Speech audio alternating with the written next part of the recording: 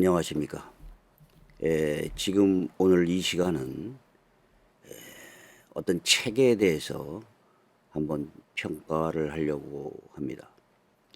그 왕의 제정이라고 하는 그 책을 그 예수전도단의 그 김미진 씨라는 분이 그거를 썼고, 또 그 책의 내용을 보면 예수전도단 대표였던 홍성건 목사가 그것을 감수했다고 하는데, 그 책은 또 기독교 서점에서 베스트셀러가 오랫동안 되었습니다.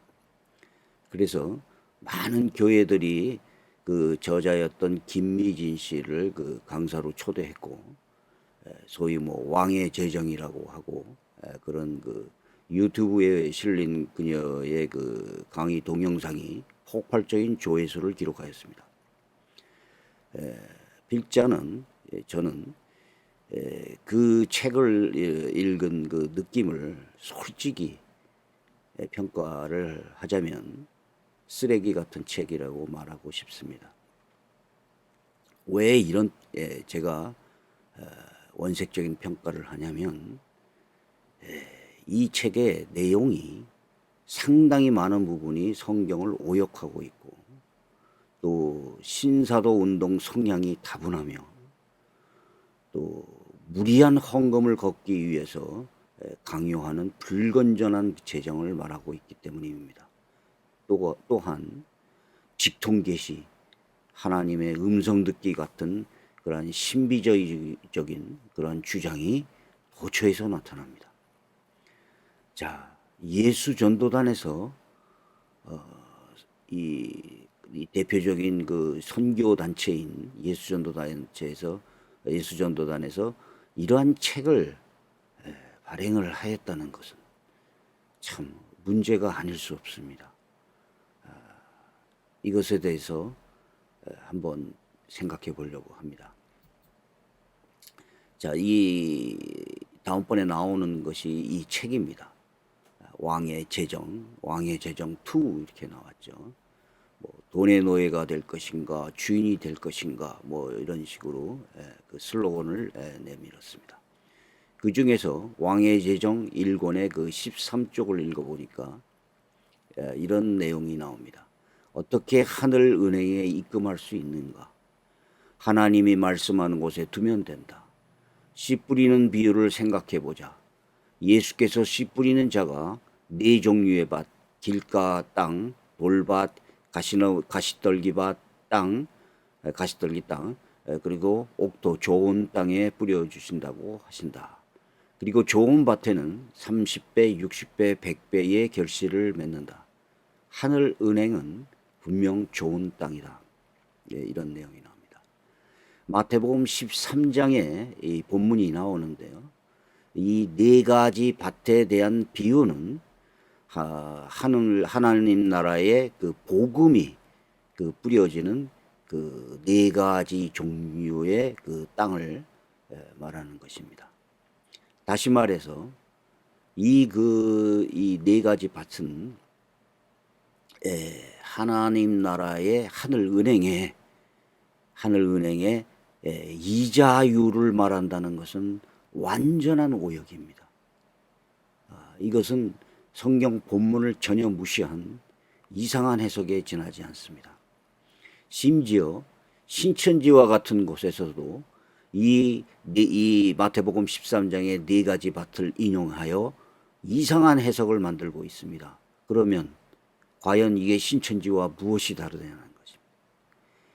자, 이 땅에 대해서, 좋은 땅에 대해서는 이 홍성건 목사가 첫째, 가난하고 소외된 자, 고아와 가부, 나그네가 여기에 해당된다고 말했습니다. 그리고 둘째는 지역교회나 선교회의 사업이고, 셋째는 하나님 나라의 일꾼인 목회자, 선교자, 간사라고 해석했는데, 이러한 성경 해석은 성경 본문의 메시지를 완전히 무시하는 임의적인 해석에 지나지 않습니다. 여기 성경에 마태복음 13장에 나온 이 4가지 밭은요, 뭐라고 얘기하면 좋은 땅에 뿌려졌다는 것은 말씀을 듣고 깨닫는 자니 결실하여라고 설명하고 있습니다. 이렇게 그러니 결국 좋은 땅이라는 것은 뭐냐면 말씀을 그 하나님 나라의 복음에 대한 말씀을 듣고 깨닫는 자가 30배, 60배, 100배 열심을 맺는다는 그러한 그 의미를 가진 것입니다. 그런데 이것을 갖다가 하나님 나라의 그 은행의 이자율이다, 30배, 60배, 100배의 이장률이다, 이렇게 재정적으로 해석하는 그 내용이 반복해서 나타납니다. 이것은 성경을 임의적으로 짜맞추기에 불과한 것입니다. 자, 좋은 땅에 마태복음 13장 23절 본문을 그대로 보겠습니다. 좋은 땅에 뿌려졌다는 것은 말씀을 듣고 깨닫는 자니 결실하여 어떤 것은 100배, 어떤 것은 60배, 어떤 것은 30배가 되느니라 하시더라. 마태복음 13장 23절에 나옵니다. 본문에서 30배, 60배, 100배의 결실을 가져오는 것은 돈이나 재정과 아무 상관도 없고 하늘의 이자율이 아닙니다. 하나님의 말씀을 듣고 깨닫는 사람에 의한 그 합당한 열매를 의미하며 선택과 능력에 의한 하나님 나라의 확장을 의미하는 내용입니다. 자, 이것은요, 어떤 사람에게 물어봐도 이거를 이자율이라고 계산하는, 이렇게 해석하는 사람은 예수전도단의 김미진 씨밖에 없습니다. 특히 왕의 제정 21쪽을 보니까 만몬이 재물을 지배하여 그것을 통해 세상에 영향을 주려고 한다. 세상과 사람을 지배하려고 한다. 우리에게 물질주의와 황금만능주의를 주입한다. 마태복음 6장 24절과 누가복음 16장 3절에서 예수께서는 만몬이 하나님과 라이벌 의식이 있다고 한다. 이렇게. 자, 이 성경 구절을요, 예수님이 만몬과 하나님과 라이벌 의식이 있다고 한 것입니까? 이렇게 해석을 하면 안 되죠. 자, 물론 하나님과 재물을 겸하여 섬기지 못한다 라고 마태복음 6장 24절에서 얘기합니다. 분명히 얘기하죠. 이것은 라이벌 의식이 있다는 것이 아닙니다. 어떻게 이런 해석을 하냐. 사람은 하나님과 재물을 겸하여 동시에 섬길 수 없다는 뜻입니다. 그리고 나아가서는 재물보다도 하나님을 더욱 사랑하는 사람이 되라는 내용이지, 만몬신이 하나님과 라이벌 의식이 있다, 이렇게 해석할 필요가 없어. 뭐가 있냐고 말이죠.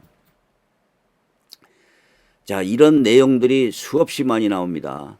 또 이 김미진 씨는 80페이지에서 감령바다에서 미역과 고동, 조개와 고기를 잡아서 먹을 수 있는 것에 대해서 열방을 창조하신 하나님을 표현하기 위해서 이사야 40장 13절을 인용합니다. 보니까 이사야 40장 15절, 보라 그에게는 열방이 통에 한 방울 물과 같고 저울의 작은 티끌 같으며 섬들은 떠오르는 먼지 같으리니.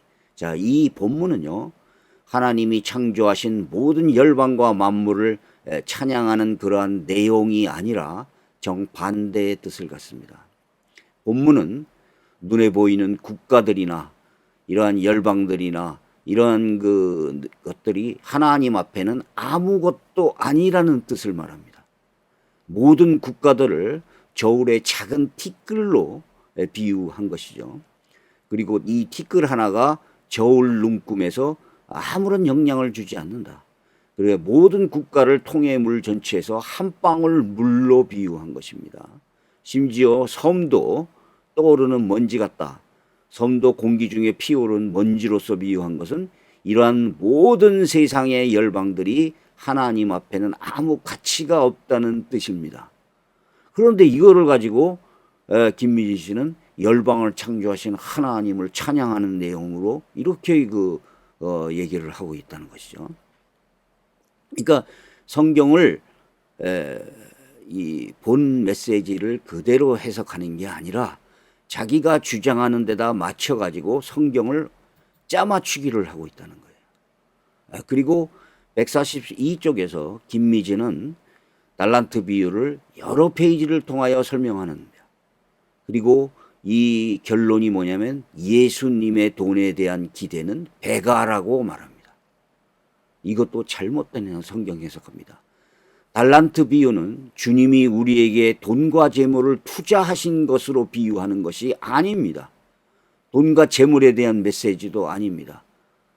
본문에서 달란트라는 것은 재능, 성격, 지식, 교육, 의지, 환경, 물론 물질도 포함할 수 있지만 능력과 사역 등 전반적인 개념을 포괄할 수 있는 것으로서 근본적으로 주인이신 하나님께서 속한 가장 가치 있는 것으로서의 최선을 다해 잘 관리할 책임과 의무가 있다는 것을 의미하는 것입니다.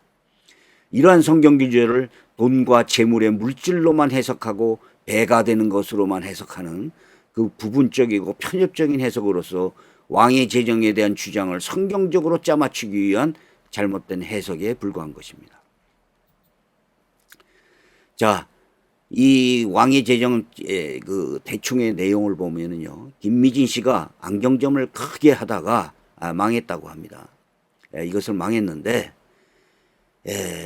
이 하나님 뜻대로 재정을 사용하게 되니까 30배, 60배, 100배의 이자율을 하나님이 주셨다. 이겁니다. 그리고 이 30배, 60배, 100배의 그 옥토가 되는 방법을 세 가지로 해석하고 있는데, 가난한 자를 돕는 것, 목사나 선교사에게 돈을 후원하는 것, 그 다음에 하나님의 일을 하는 것, 이렇게 세 가지로 비유가 있습니다. 이렇게 하게 되면 김미진 씨는 왕의 재정이라는 책에서 하나님이 30배, 60배, 100배율로 물질과 재정으로 갚아주신다라고 주장하는 것입니다. 그런데 성경은 그렇게 말하지 않습니다.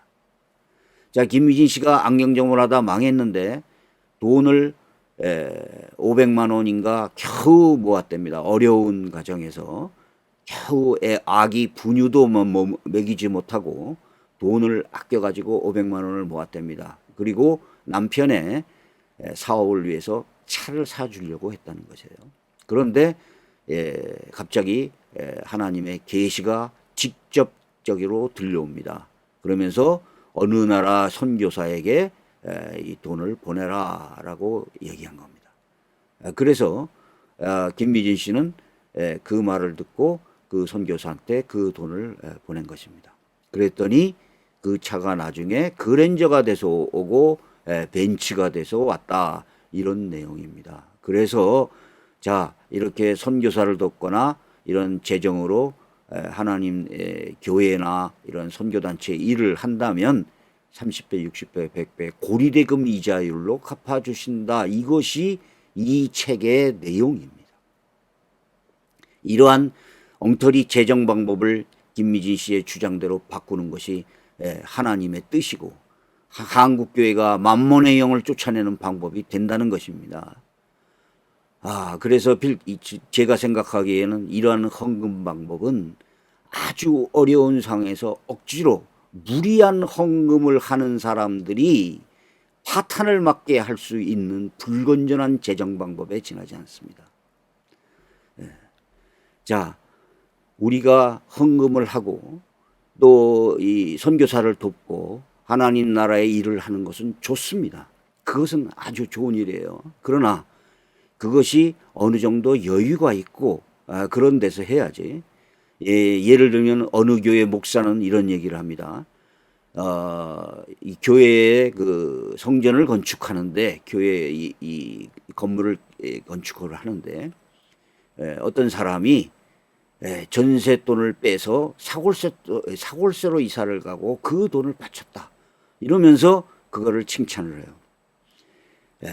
이것은 건전한 재정이 아닙니다. 그래서 뭐 사업이 실패해가지고 애기 분유를 먹일 수 없을 정도의 돈으로 겨우 500만 원을 모았는데 남편의 사업을 위해서 이 돈을 차를 조그만 그 차를 사려고 중고차라도 하나 사서 하려고 이렇게 계획을 하고 있는데 선교사에게 보냈다. 자, 그랬더니 이 차를 그랜저로 바꿔주시고 그 차를 이 벤츠차로 바꿔주셨다. 자, 이것이 도대체 무엇입니까, 이게? 이런 그 헌금을, 이렇게 무리한 헌금을 하면 하나님이 재정을 채워주신다. 이런 내용이 바로 이 책에 나오는 핵심적인 내용입니다. 그래서, 제가 보기에는 아까 제가 조금 심한 소리를 했지만 쓰레기 같은 책입니다. 그러니까 어려운 그 성도들, 그 형편이 어렵고 이런 성도들한테 돈을 바쳐라. 그러면 하나님이 30배, 60배, 100배의 이자율로 갚아주신다. 이것이 아니면 무엇입니까? 또 더욱이 이 김미진 씨는 혼이 묶이고 풀린다 이런 그 주장을 합니다. 자, 이것이 무엇이냐면요. 신사도 운동 단체 G12 이런 데서 하는 그 주장입니다. 두 날개 이런 데서 소울타이라고 그래서 혼이 묶이고 혼이 풀린다라고 하는 그런 내용을 하는데 비성경적인 주장입니다. 자, 이 김미진 씨는 311쪽에서도 312쪽에서도 그 영적 전쟁을 마귀에게 묶이는 것으로 해석을 하고요. 170쪽에서도 이런 내용이 그대로 나옵니다. 아까 그 만몬신이 나왔는데, 자, 여기 170쪽을 보시면 그럼 무엇을 묶고 무엇을 푸는 것인가? 만몬의 인색함과 교만함과 거짓의 영을 예수의 이름으로 묶고 하나님의 성품인 넉넉함과 부유함을 풀어준다. 예를 들어 내가 예수의 이름으로 명한다. 나를 묶고 있는 인색의 영과 교만의 영과 거짓의 영 만몬아, 예수의 이름으로 내가 너를 결박한다. 모든 활동을 중지하고 떠나라. 이제 이렇게 한다는 거예요. 그러면 부가 온다는 겁니다. 다시 말해서 신사도 운동에서 말하는 가난의 영을 쫓아내면 부의 이동이 온다라고 하는 겁니다.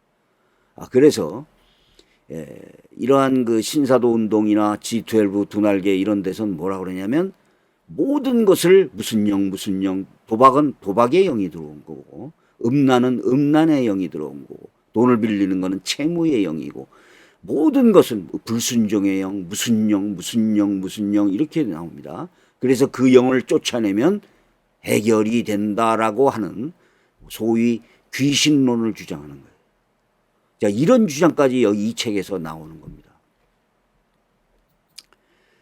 자, 여기에 또 이게 312쪽에서 보니까 영적 전쟁이 나오는데, 자, 이 영적 전쟁이라는 것을 소위 이원론이라는 게 있습니다. 이것은 기독교의 이원론이 아닙니다. 이 기독교의 이론이 아니에요. 다시 말해서 이원론이라는 게 뭐냐면 하나님과 이 세상이 이 전쟁을 하고 있다라는 겁니다. 그래서 좋은 일은 모두 하나님이 하고 있고 나쁜 일은 다 마귀가 하고 있다는 겁니다. 그래서 이것을 영적 전쟁이라고 이 신사도 운동 쪽에서 말합니다. 그래서 이것은 뭐 결박기도, 대적기도, 선포기도, 땅밟기기도 이런 것으로 풀 수 있다고 가리키는 겁니다. 이것이 영적 도예요. 그러니까 무엇인지도 모르고 이런 주장을 그대로 하고 있다는 겁니다. 그래서 여기에 그 312쪽에 보니까 A가 B에게 죄를 지었기 때문에 A를 용서할 수 있는 권위가 B에게 있다. 그런데 B가 용서를 선택하면 마귀에게 묶였던 A는 죄를 탕감하고 바로 풀려버린다. 이것이 바로 영적 전쟁이다라고 얘기합니다. 자, 이것도 바로 동일시 회계라고 하는 신사도 운동의 주장입니다.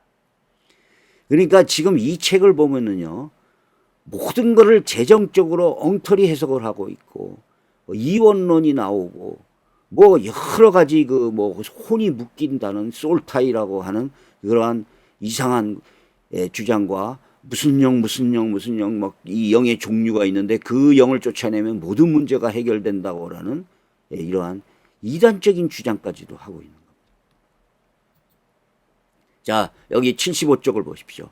하나님은 정말 재물을 주시는 분이신가? 그렇다. 하나님께서는 심히 재물을 많이 주신다고 여러 번 말씀하신다. 하나님의 재물은 보이지 않는 세계 가운데 무한하게 있고 제한 없이 있다. 하나님의 재물은 약속이라는 형태로 있으며 그분의 파이프라인을 우리에게 심으시고 재물을 그리로 보내신다. 자, 그러면 예수를 믿는 사람들은 모두 부자여야 됩니다. 가난한 사람이 없어야 돼요. 사업에 실패하지도 말아야 됩니다. 자, 그런데 김미지 씨는 왜 사업에 실패했습니까? 선교사한테 돈을 안 보내서 망한 것입니까? 이런 것이 한국교회 재정을 바꾸는 위대한 사역입니까? 참 한심하기 짝이 없습니다. 자, 여기에 또 나옵니다. 우리는 재물이 보이는 세계만 있다고 생각한다. 하나님의 재물이 보이지 않는 세계 안에 약속의 형태로 있는 것을 이해한다면 우리는 보이지 않는 세계에 더 관심을 갖고 그 세계를 알려고 할 것이다. 그때 비로소 하나님의 재물을 움직이는 사람이 될 것이다. 하나님의 재물은 주님의 비전을 가진 충성된 사람에게만 온다. 자, 그러니까 하나님의 순종하고 충성된 사람에게만 재물이 온다. 자, 그러면 불교 믿는 사람은 전부 가난합니까? 이슬람교 믿는 사람들은 전부 가난합니까? 자, 그러면 타종교를 믿는 사람들은 전부 거지하고 가난한 사람들만 모여 있습니까? 도대체 말이 되지 않는 얘기예요. 이러한 주장은 신사도 운동에서 말하는 부의 이동이라는 것과 같습니다. 그래서 가난의 영을 쫓아내면 이 부의 이동이 온다고 이렇게 주장을 합니다. 자, 이런 원리라면 주님의 비전을 가진 충성하고 순종하는 사람들은 모두 부자가 되어야 될 것이고 기독교 신앙의 목적은 이 세상의 부가 될 것입니다. 자, 게다가 이 예수전도단에서 가리키는 제자 훈련의 키포인트죠. 하나님의 음성 듣기라는 것이 수없이 나옵니다. 자, 어떤 사람이 화장품을 하나 갖다 줬는데 와가지고 그럽니다. 하나님께서 네게 화장품 한 세트를 주라고 하셨고 화장품의 종류까지 말씀해 주셨어. 자, 이렇게 하나님을 어떤 화장품을 갖다 주라고 다른 사람에게 음성으로 알려주셨기 때문에 그 사람이 화장품 한 세트를 가져다 줬다는 거예요. 자, 이게 직통계시가 아니면 무엇입니까? 자, 뭐 수없이 이런 말이 나옵니다. 어느 날 주님이 내게 물으셨다. 주님이 질문도 하세요. 네가 나를 사랑하느냐? 내가 대답했다. 예. 주님이 다시 말씀하셨다. 내 양을 치라. 내 어린 양을 먹이라. 내가 보내는 곳으로 갈 것이며 내가 인도하느로 갈 것이며 내가 만났던 하나님의 증언하는 삶을 살게 될 것이다. 너는 내 증인이라. 오직 말씀을 따라 믿음을 따라. 이게 말씀을 따는 겁니다. 이거 베드로한테 한 얘기 아닌가요? 그래서 화장품까지 갖다 줍니까? 자, 이런 게 너무 많아요. 며칠 전부터 계속 주님께서 미진자님께서 100만 원을 헌금하라고 하셨어요. 그래가서 내게 귀한 보물 같은 기타와 다른 것을 팔아서 방금 보냈습니다. 뭐 이런 거. 또 주님이 재정에 관한 책을 쓰라고 말씀하셨다. 나는 하나님께 그 책을 쓰고 싶지 않다고 솔직하게 말씀드렸다. 나는 정말이지 내 부끄러운 과거들을 책으로 남기기 쉽지 않았다. 자, 이렇게 이런 내용들 나옵니다. 하나님하고 대화를 하고 주님과 대화를 하고 또 이 주님이 다른 사람에게 뭐 갖다 줘라라고 이 직통 계시도 하고 이런 거를 합니다. 이런 내용들이 너무 많이 나와요. 또 61쪽에서 보면 예수전도단의 열방대학에서 폴 호킵스에게 강의를 들었는데 하나님의 음성을 듣기 위해 조용한 장소와 시간을 정해서 하나님께 여쭤보라고 했다라고 거기 말합니다.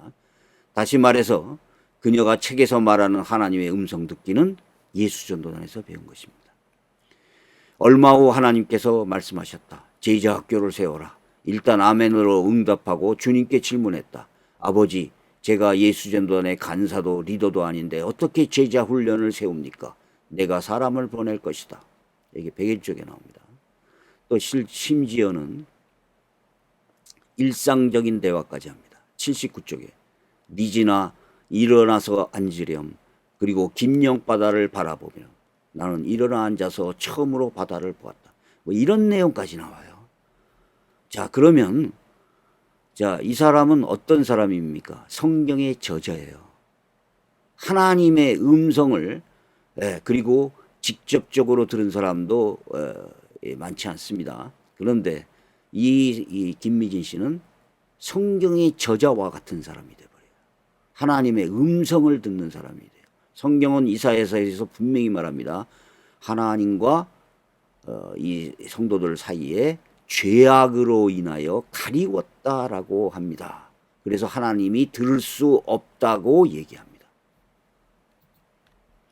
자, 여기서 이게 나옵니다. 여기서 저는 정말 책을 던져버리고 싶었어요. 아버지, 400만 원 정도의 중고 티코를 살 거예요. 100만 원은 보험료로 낼 거예요. 제가 좋은 중고차를 구입할 수 있도록 도와주세요. 중고차를 구입하기 위하여 신발을 신고 나가려는 순간 부드러운 주님의 음성이 들렸다. 미진아, 그 500만 원을 A국의 이태영 선교회사에게 보내라. 나는 몹시 당황했다. 자, 그래서 이제 이 500만 원을 그 티코를 사기 위해서, 남편 티코를 사주기 위해서 했는데 선교사한테 보냈답니다. 그랬더니 어떤 친구가 그랜저를 갖다 줬대요. 그래서 그랜저를 10년 동안 운전하고 다녔는데, 이제 이 그랜저하고 대화를 합니다. 야, 이제 좀 멈춰라. 너는 쉴 때가 됐어. 113쪽에서 나옵니다. 그랬더니 며칠 후에 엔진이 멈췄다. 그리고 벤츠를 구입하였다. 자, 그 외에도 뜻밖의 수익이나 이익에 대해서 김미진은 자신이 어떤 선교사에게 헌금을 한 보상으로 왔다고 주장합니다. 그의 책에서는 계속 이러한 사례들이 소개가 되는데, 특히 예수전도단에 있는 선교사한테 헌금을 하면 하나님이 몇 배로 갚아주신다. 이렇게 말하고 있습니다. 그리고 이것을 하나님의 재정이라고 강조하고 있습니다. 이러한 점에서 이 책은 정말 쓰레기라고 볼 수밖에 없습니다. 이 책대로 하게 되면 어렵고 사업이 망하고 곤궁하고 하는 이 성도들이 자, 모두 다 선교단체에 돈을 보내라. 자기가 이 중요한 일을 해야 되는데도 불구하고 보내야 된다. 그러면 하나님이 30배, 60배, 100배로 갚아주신다. 이것이 이 책의 중요한 내용입니다. 아까도 제가 말씀드렸죠. 전세돈을 빼가지고 월세돈으로 가고 그 교회 돈을 교회로 헌금했더니 교회의 헌금을 강요하고 이런 내용을 하면서 이게 어느 부흥사한테 제가 직접 들은 얘기입니다. 그 다음에 제가 또 어느 교회를 갔더니 뭐 부흥회가 있다고 그래서 한번 가봤더니 흰 양복과 흰 구두를 신었던 이 부흥사가 1억 헌금할 사람 손들어 이렇게. 그러더니 2명인가 손들었어요. 5천만 원 헌금할 사람 손들어. 1,000만 원 헌금할 사람 손들어. 그리고 나와. 이렇게 해주면서 30배, 60배, 100배로 물질적인 축복을 주실 것이라고 안수 기도를 해줬습니다. 그러면 1억 헌금하면 100억으로 갚아줍니까? 이것이 기독교입니까? 자, 이것이 과연 그 옥토에 뿌려진 그 씨앗이 부흥이 되고 열매를 맺어서 30배, 60배, 100배의 결실을 맺는다는 이것이 이 내용입니까? 자, 제가 근데 이 교회에서 1천만 원을 헌금을 했습니다. 어떤 사람이, 제가 한 게 아니라 어떤 사람이요. 그걸 제가 직접 봤는데 이 사람은 생활교를 건디지 못하고 부인과 이혼을 하고 결국 교회를 떠났습니다. 자, 어려운 생활을 연명하면서 겨우 저축한 돈을 교회나 선교사에게 헌금하여 복을 받는다는 성도가 있을 때 그는 가정과 가족과 가정을 소홀히 하고 모든 것을 다 교회에다 바친다. 이러한 그 신도를 광신도라고 부릅니다. 마찬가지로 매우 어려운 환경에서 가까스로 모은 이 돈의 전액을 헌금하라는 음성을 듣고 순종하였다. 이것이 하나님의 재정 원칙이라고 가리키는 사람이 이 단체가 있다면 우리는 그것을 불건전한 단체라고 불러야만 합니다. 더욱이 하나님의 음성을 직접 들었다는 이러한 신비주의 방법을 이용하여 이런 주장을 한다면 하나님의 거룩과 신성함을 포장하고 있는 이단 교주와 같은 이러한 주장이 아주 심각한 것입니다. 남편에게 1억 2천만 원짜리 차를 선물하려고 하다가 음성을 듣고 4명의 선교사한테 4대의 차를 보내줘야 했다는 내용도 183쪽, 187쪽에 있습니다. 물론 자기가 여유가 있고 그러면 선교사에게 차를 보내주는 하는 것은 나쁘다고 말할 수 없습니다. 그런데 그 내용에 계속 신비주의적인 그 개인 체험이 기록된다는 거예요. 결국 이 책을 읽고 그리고 이 강의를 들은 사람들은 어떻게 해석하느냐. 아, 무리해서라도 돈을 내면 갚아주는구나. 이렇게 해석한다는 거예요. 자, 187쪽에 나옵니다. 자동차에게 고맙고 감사하고 대견하고 기도해주고 싶은 마음으로 차 앞으로 걸어갔다. 이상한 체험이었다. 내 머리 위에 큰 링 같은 것이 나타났고 그것이 곧 회오리 바람처럼 바뀌더니 머리에서 발끝까지 오르내기를 반복하는 것이 아닌가. 그러더니 바람 안에서 한 목소리가 들렸다. 미진아, 네가 파송한 이 노예의 모든 수고는 그날의 네 상급으로 기록될 것이다. 이렇게 나옵니다. 그러면서 30배, 60배, 100배로 계산해 준다는 것이다. 할렐루야. 이렇게 써놨어요. 자, 이 머리 위에 링 같은 것이 나타난다는 것은요, 카톨릭에서 중세의 천사들과 성인들에게만 나타난다는 그러한 그 내용입니다.